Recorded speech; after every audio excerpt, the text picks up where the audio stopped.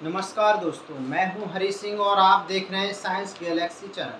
चलिए आज हम आपको एक महत्वपूर्ण घटना से अवगत कराते हैं जो है पीओके और इंडिया से रिलेटेड। अभी आपको पता है कि जो पीओके है जिसका पूरा नाम पाक ऑक्युपाइड कश्मीर होता है। अब देखिए जो पाक ऑक्युपाइड कश्मीर है उसकी बात करें हम तो ये वैसा कश्मीर है जो पाकिस्तान के कब्जे में है। अर्थात सरल भाषा में कहें तो अभी हाल ही में जम्मू कश्मीर के जिस हिस्से पर पाकिस्तान का कब्जा है वो पीओके कहलाता है, अर्थात पाक अधिकृत आपका कश्मीर। अब देखिए आपको बताएं, अभी पाक जो पीओके के जो एक नेता हैं जिनका नाम है आवामी एक्शन कमेटी के जो नेता हैं, ये देखिए आपको पीओके वाला ये आपका हिस्सा है, ठीक है। तो ये पीओके वाले जो हिस्से में है ये वहाँ के ये नेता है जिनका नाम है आरिफ चौधरी। ये आप देख पा रहे होंगे स्पष्ट रूप से। इन्होंने कहा है कि आपको बता दें ये मीरपुर शहर के हैं, तो इन्होंने स्पष्ट कहा ये वहाँ के एक फेमस नेता है, एक प्रसिद्ध नेता हैं और कुल मिलाकर के पीओके के एक अच्छे नेता के रूप में जिनकी छवि मानी जाती है। इन्होंने कहा हुआ है कि जो पाकिस्तान है वो कभी भी पीओके के लोगों के साथ सम्मानजनक व्यवहार नहीं करता है।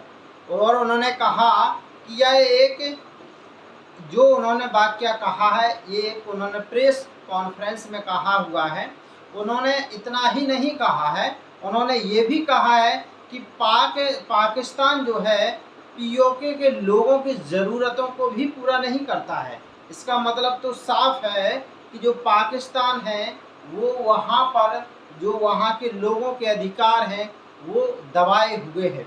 इस इलाके में उन्होंने स्पष्ट कहा है कि चाहे उत्पीड़न जैसी समस्या हो और चाहे भुखमरी जैसी समस्या, इन सब का अनदेखा किया जा रहा है पाकिस्तान के द्वारा, क्योंकि अभी यहीं पर सरकार जो है पाकिस्तान चलाती है। और उन्होंने कहा है कि हम लोगों को यहाँ लूटा जा रहा है और जबरन यहाँ से विस्थापित किया जा रहा है।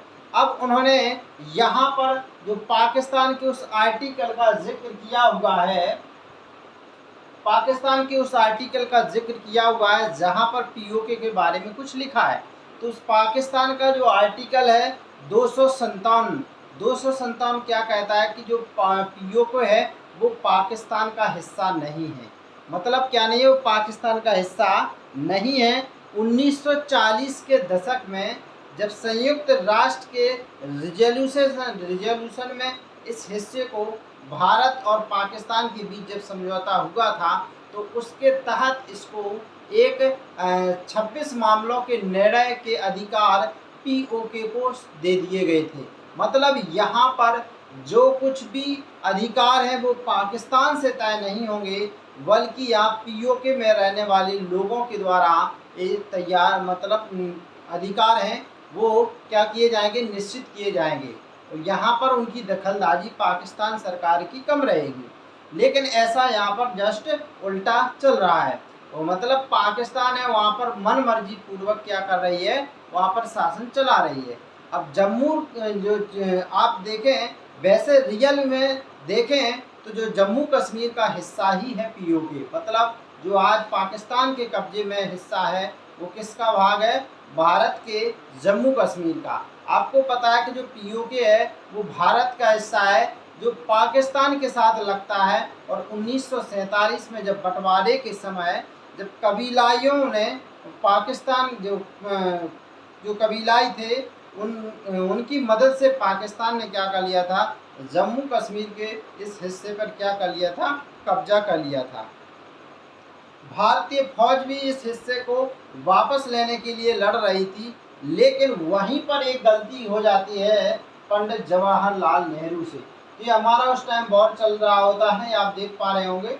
ये गलती कर बैठते हैं उस समय के प्राइम मिनिस्टर, क्योंकि हमारी जो सेना है उस समय मतलब अच्छी परफॉर्म करते हुए लगातार वहाँ के कवालियों को हटा रही थी। लेकिन जो जवाहरलाल नेहरू थे उस समय तत्कालीन प्रधानमंत्री, तो वो इस मुद्दे पर को जब पाकिस्तान ने इस मुद्दे को वहाँ यूएन में उठाया तो जवाहरलाल नेहरू थे वो पाकिस्तान चले जाते हैं और यूएन ने इस तरह से दखल देकर दोनों देशों के बीच में जो युद्ध चल रहा था उस युद्ध को विराम करवा दिया, मतलब उस युद्ध को रुकवा दिया जाता है।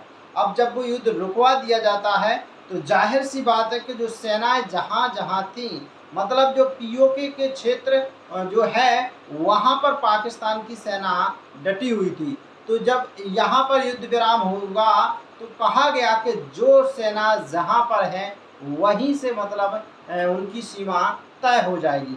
इस तरह से उस समय अगर नेहरू जी यूएन नहीं जाते तो आज जो पीओके वाला क्षेत्र होता वो भारत के कब्जे में होता। उसी समय से दोनों देशों की जो फौजें हैं इंटरनेशनल सरहद की जगह वो कहाँ पर हो गई तैनात, एलओसी पर अर्थात लाइन ऑफ कंट्रोल पर तैनात हो गई। तभी से दोनों देशों के बीच में ये 840 किलोमीटर लंबी, ठीक है, 840 किलोमीटर लंबी ये रेखा है। चलिए हम आपको नेक्स्ट आगे बताएं कि उस समय अगर जवाहरलाल नेहरू ने अगर वो गलती नहीं की होती तो आज ये जो आज मुद्दा होता है कश्मीर को लेकर जब जब हमले होते हैं वो आज शायद नहीं होते। पीओके जम्मू कश्मीर का वो हिस्सा है जिस पर पाकिस्तान ने 1947 में कब्जा किया था। पीओके की सीमाएं पाकिस्तान के अगर देखें तो पंजाब और पख्तून प्रांत से लगती हैं, जहां पर एलओसी पर भारत और पाक दोनों की सेनाएं तैनात रहती हैं। आपको बताएं पीओके की जो राजधानी है वो मुजफ्फराबाद है। क्या है? पीओके की राजधानी आपकी मुजफ्फराबाद है। ये आपकी यहाँ पर पड़ती देखेंगे आप मुजफ्फराबाद ये है। ये क्या है? पीओके की राजधानी है। और कहने को पीओके की जो सरकार है वहाँ पर सब नाम मात्र की है, बल्कि वहाँ पर सरकार जो चलाती है वो पाकिस्तान सरकार चलाती है।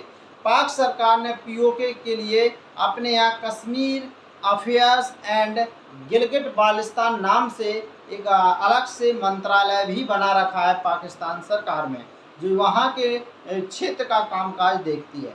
पाकिस्तान ने पीओके को दो हिस्सों में बांट रखा है। पीओके जो पाक है पीओके को छोड़ने के लिए बिल्कुल तरह से तैयार नहीं है। उसने उसका नाम आज़ाद कश्मीर रखा हुआ है। मौजूदा समय में पाकिस्तान है उसने पीओके को दो हिस्सों में बांटा है। पहले का है गिलगिट, दूसरे का क्या है? बाल्टिस्तान। ठीक है, तो ये आपको देखो ना गिलगिट है और दूसरा का बाल्टिस्तान आपको दिख रहा है। ये उन्होंने दो हिस्से कर दिए हैं। भारत सरकार समय समय पर पीओके को वापस लेने की मांग करती रही है। जब 2014 में नरेंद्र मोदी के नेतृत्व में जब एनडीए सरकार ने चुनाव लड़ा था तो उस समय ये मुद्दा गरमाया हुआ था। और फिर जब 2019 में आर्टिकल 370 को हटाया गया उसके बाद इसकी संभावनाएं नज़र तेज हो गई हैं। तो इस तरह से भविष्य में क्या होगा वो चीज़ आपके सामने ज़रूर आ जाएगा। एक दिन वो चीज़ होगी जो पीओके जो हिस्सा है वो भारत का अभिन्न अंग है और हमेशा के लिए भी रहेगा ही। तो चलिए आप भी कमेंट करके ज़रूर बताइए कि जो पीओके हिस्सा है हमारे भारत में कब तक आ जाना चाहिए। कमेंट करना मत भूलिए और साइंस गैलेक्सी चैनल के लिए धन्यवाद।